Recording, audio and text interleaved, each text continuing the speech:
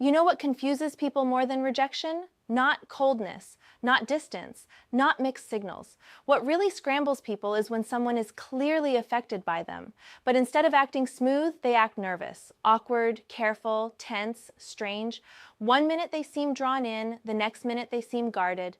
They look at you, then look away. They act fine with everyone else, but around you, something shifts, something tightens, something changes. And because it doesn't look like the clean, confident kind of attraction people expect, you start doubting yourself. You start thinking, maybe they don't like me. Maybe I'm imagining this. Maybe I'm reading too much into it. But here's the truth. And this is the whole reason this video matters. When they're nervous around you instead of confident, it often means you matter more to them than they know how to handle. Not always. We're going to keep this honest all the way through. But a lot of the time, nervousness is not the absence of attraction. It's the pressure of it. It's what happens when your presence creates emotional stakes inside somebody. Their body reacts before their ego figures out how to play it cool. Their nervous system picks up that this interaction matters, and suddenly they're not flowing the way they flow with everyone else. So if you click this video because there's someone in your life who acts differently around you and you can't figure out why, stay with me. Because by the end of this, you're going to understand why attraction doesn't always look polished, why nervousness can actually be one of the clearest signs that you affect someone deeply, and how to stop misreading what's right in front of you. And more than that, you're going to understand what to do with this kind of energy so you don't ruin it by panicking, over-pursuing, or walking away too early from something that was real but just not smooth. Because that is what happens to a lot of people. They don't lose the connection because nothing was there. They lose it because they misread the language of nervousness. They thought awkward meant disinterest. They thought hesitation meant no. They thought confidence was the only valid form of attraction. And in doing that, they kept turning moments of real emotional tension into confusion, self-doubt, and unnecessary distance. This one is going to make sense if you let it. Why people get this wrong. Most people have been taught a shallow version of attraction. They've been told, if they like you, they'll be obvious. If they're into you, they'll be confident. If they're awkward, they probably don't feel anything. That sounds simple. It also happens to be very misleading. Because confidence does not always mean deep interest. Sometimes confidence just means low emotional stakes. Think about that carefully. A person can flirt easily with somebody they don't care that much about because nothing important is on the line. They can be witty, relaxed, smooth, and playful because if it goes nowhere, they lose nothing. Their ego stays intact. Their heart stays protected. They can walk away untouched. But then they meet someone whose opinion actually matters. Someone they genuinely want to impress. Someone they don't want to embarrass themselves in front of. Someone whose rejection would sting, someone who makes them feel seen, someone who pulls something real out of them. And suddenly all that smoothness disappears. Why? Because now there's pressure, and pressure changes behavior. When a person feels real emotional stakes, they become more self-aware. They start thinking too much. They start monitoring themselves. They start trying not to say the wrong thing, not to look too eager, not to reveal too much, not to mess up the moment. And that pressure doesn't always create confidence. A lot of the time it creates awkwardness. That's why you cannot judge attraction by polish alone. The person who seems effortless around everybody may simply not care that much. The one who gets a little weird, a little quiet, a little tense, or a little too talkative around you may be the one who actually feels the weight of your presence. That doesn't automatically mean they're ready for love. It doesn't automatically mean they'll handle it well, but it does mean something is happening. Something is being activated. Something is at stake. And once you understand that, you stop forcing every human interaction into this childish idea that attraction must always look bold and beautiful. Real attraction is often messier than that. Real attraction can make smart people stumble. It can make confident people hesitate. It can make emotionally guarded people look almost out of character. That doesn't make the attraction fake. Sometimes it makes it more real. What nervousness really means. Let's make this very simple. Nervousness is what happens when someone feels emotional pressure. That's it. It is the body's reaction to significance. Their attention sharpens. Their self-awareness rises. Their mind starts anticipating outcomes. Their normal rhythm changes. In everyday language, nervousness means, "This matters to me enough that I can't fully relax." That matters in relationships because people rarely get nervous around someone who means nothing. They may get bored, they may be casual, they may be polite. But nervousness usually means something inside them is activated. Attraction, admiration, fear of rejection, insecurity, curiosity, wanting your approval, wanting not to mess up, sometimes all of it at once. And this is where people get lost. They confuse nervousness with a bad sign, when in reality, it often means there is emotional charge in the room, not certainty, not destiny, not guaranteed intention, but charge. You are affecting them. That is not a small thing. The body does not always separate attraction and anxiety neatly. A lot of people feel both at the same time. They are drawn toward you, but they are also unsettled by how much they care. They want to be close, but they don't want to look vulnerable. They want your attention, but they are afraid of what it means if they don't get it. So what comes out behaviorally is not smooth confidence. It's mixed energy. It's awkward. It's stressful. It's trying to stay in control while their body is quietly telling the truth. This is why somebody can seem perfectly fine 1 second and then act strangely the moment the interaction gets personal. The more personal it becomes, the more emotional stakes rise. The more the stakes rise, the more the nervous system reacts. If you remember only one thing from this video, remember this. Nervousness is often the body's way of saying, "This person matters." How your presence changes their behavior. Have you ever seen this happen? They're fine with everyone else, talking easily, laughing naturally, relaxed. Then you walk into the room and something changes. Their voice shifts. Their body language changes. They either get quieter or suddenly start saying too much. They seem more aware of themselves. Be more careful. More tense. That is not random. What's happening is that your presence raises the emotional stakes. With other people, they are just existing. With you, they are being affected. With you, they care more about how they come across. With you, they are more aware of being seen. With you, they feel like something could happen that actually matters. And once somebody starts feeling that, they often stop acting naturally. They might think, say something good, and then say something weird because they're trying too hard. They might think, don't look too eager, and end up seeming distant. They might think, be chill, and come off stiff. They might think, don't mess this up, and suddenly forget how to act normal. That is what emotional pressure does. It doesn't always make people magnetic. Sometimes it makes them clumsy. And if you don't understand that, you'll keep assuming awkward means no interest, when sometimes awkward means the exact opposite. Sometimes the reason they are acting differently around you is because they don't get to stay on autopilot around you. You make them aware of themselves, you make them feel seen, you make them care how they land, and caring changes behavior. That's why your intuition often picks up on the tension before your mind knows what to call it. You can feel the difference in the room. You can feel that something shifts. You can feel that they are not emotionally neutral. The mistake happens when you talk yourself out of it just because the signal didn't arrive in the form you expected. The different faces of nervousness. One reason this topic creates so much confusion is because nervousness does not always look sweet and obvious. People expect it to look like shyness, blushing, stumbling over words, looking down. Sometimes it does, but a lot of the time, nervousness wears very different masks. Sometimes it looks like over-talking. They ramble. They fill every silence. They explain too much. They try too hard to be funny. Why? Because silence feels heavier when they care what you think. So they keep the air full because stillness feels too exposing. Sometimes it looks like teasing. They joke with you more than everyone else. They poke at you. They act playful but with a strange edge. That can be a shield. Teasing gives them a way to interact without sounding too sincere too soon. It lets them test the connection while hiding behind humor. Sometimes it looks like distance.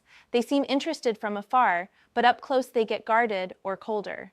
This can happen when somebody feels too much and doesn't know how to handle that feeling. Distance becomes their way of regulating themselves. Sometimes it looks like an inconsistency. One day they're warm, the next day they seem off. That doesn't always mean manipulation. Sometimes it means they leaned in, felt exposed by the connection, and then pulled back to steady themselves. Sometimes it looks like over-politeness, almost too measured, too careful, too controlled, as if they're trying so hard not to reveal themselves that they become unnatural. Sometimes it even looks irritating, a little edge in their voice, a little defensiveness, a little emotional friction. Why? Because some people don't like feeling thrown off, and attraction can make them feel exactly that. Sometimes it looks like eye contact that lingers too long, followed by immediate withdrawal. Sometimes it looks like remembering weirdly specific details about you and then acting as if it means nothing.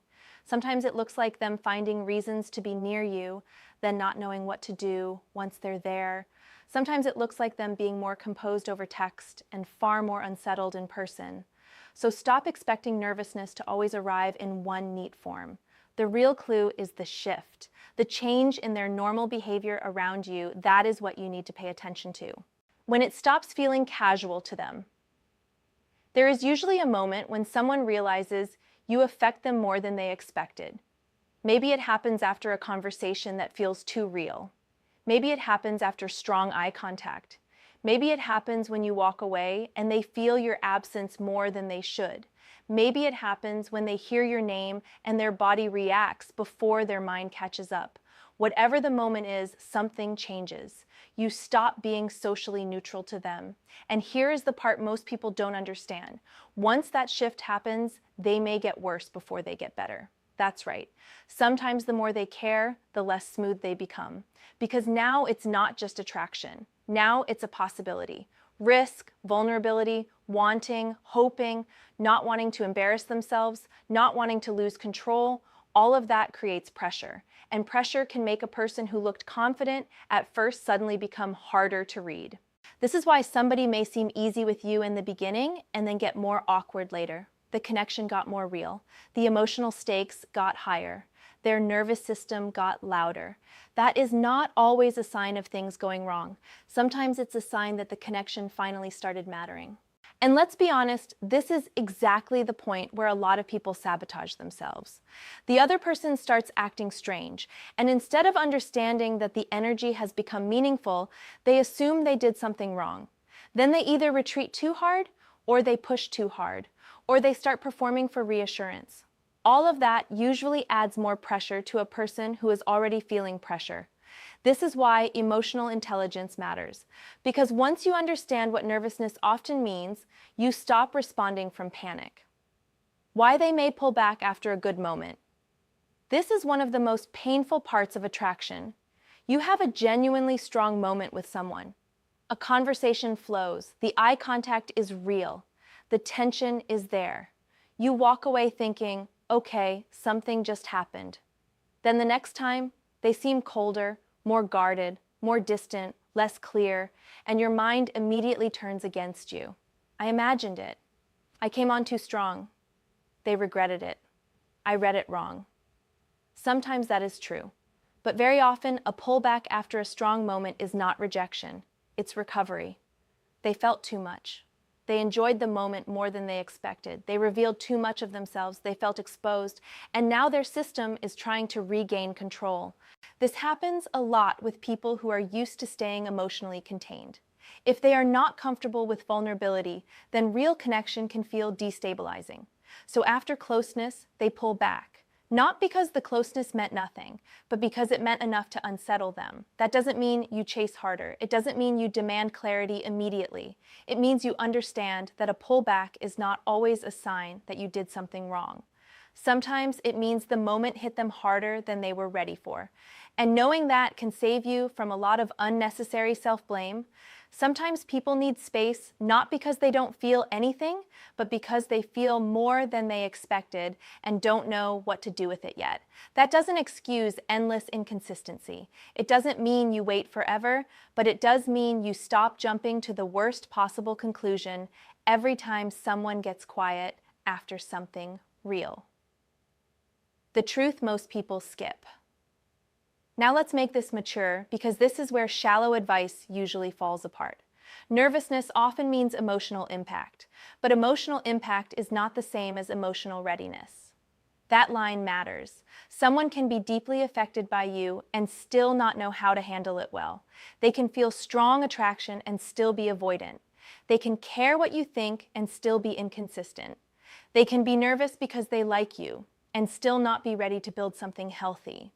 So the purpose of understanding nervousness is not to help you fantasize. It's to help you read reality more accurately. If someone is nervous around you, that often means you are affecting them. Good, useful, honest information. But then you have to watch what they do over time. Do they slowly turn that nervousness into courage? Do they become more open, more intentional, more willing to move towards you? Or do they stay trapped in the same cycle of tension, distance, and confusion forever?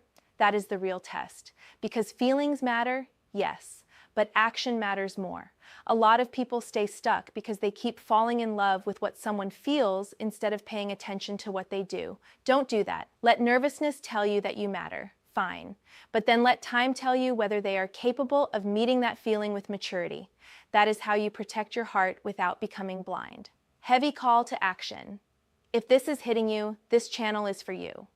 Let me stop right here and talk directly to you. If you're still watching, there's a reason. This isn't just interesting to you. This is personal. There is probably somebody in your life whose behavior has been living in your head. Somebody whose nervousness, distance, awkwardness, tension, or inconsistency has been making you question yourself. And you clicked because you wanted what most people never get: clarity. That is exactly what this channel is for. Not fluff, not fantasy, not recycled advice that leaves you even more confused. Real relationship psychology, the kind that helps you stop doubting your intuition, the kind that gives language to what your body has already been picking up, the kind that helps you read people better, protect your energy better, and stop bleeding emotionally over dynamics you never properly understood. So if this is giving you language for something you've been feeling but couldn't explain, don't just sit there and move on. Subscribe right now. Like this video right now. And in the comments, write this exact phrase. I see the pressure now. Write it because that's what this whole thing is about. Pressure, emotional stakes, human beings acting differently when something actually matters. Write it because maybe this is the first time you've stopped calling yourself crazy for sensing something real. Write it because the more you put truth into words, the less power confusion has over you. And if you know somebody else who is constantly misreading awkwardness as rejection, send this to them. Because people waste years of their life misunderstanding human behavior, then blaming themselves for stories that were never true in the first place. Subscribe, like, comment, lock in, because if you understand this stuff, you stop walking into emotional situations blind. What to look for instead of just confidence. So if confidence is not the only thing that matters, what should you actually watch for? Watch for patterns, watch for repeated changes in behavior, watch for emotional charge. Do they behave differently around you than around other people? Do they seem more self-aware in your presence? Do they remember little details about you? Do they create tension and then seem unsure how to carry it? Do they hover near you, then act unsettled once they are there? Do they seem more affected after moments of closeness? Those are more useful signals than confidence alone, because confidence can be performed. Charm can be performed. Smoothness can be performed. But nervous system reactions are harder to fake. The body tells on people. The awkward laughter, the sudden stillness, the weird over-talking, the pullback after closeness, the change in eye contact. Those signals may not be polished, but they are often honest. Then let time reveal the truth. Does their nervousness slowly become courage? Do they make an effort? Do they move toward clarity? Or do they stay stuck in emotional passivity? That will tell you whether what they feel is something they can actually meet. And this is important too. Don't confuse intensity with direction. Somebody can create a lot of tension and still go nowhere. Somebody can feel deeply and still stay frozen. So don't let the existence of chemistry blind you to the absence of movement. Healthy connection eventually moves. Even if it moves slowly, it moves. Why this hits hard if you've been rejected before. If you've been rejected, ignored, or made to feel like you were too much before, this topic hits differently. Because when somebody gets nervous around you, your mind may not read it as interest. Your mind may read it as danger. You may think, I make people uncomfortable. I'm coming on too strong. They're acting weird because of me. That reaction usually has more to do with old pain than present reality. Pain teaches the mind to expect rejection.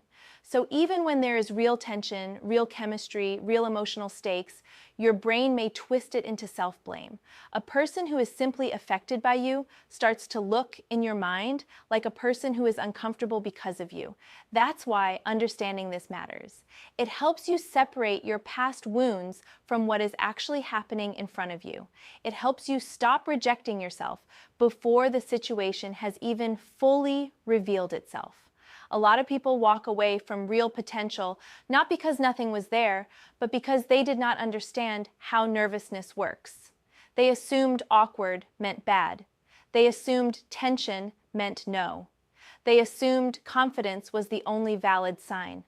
Real life is more complicated than that.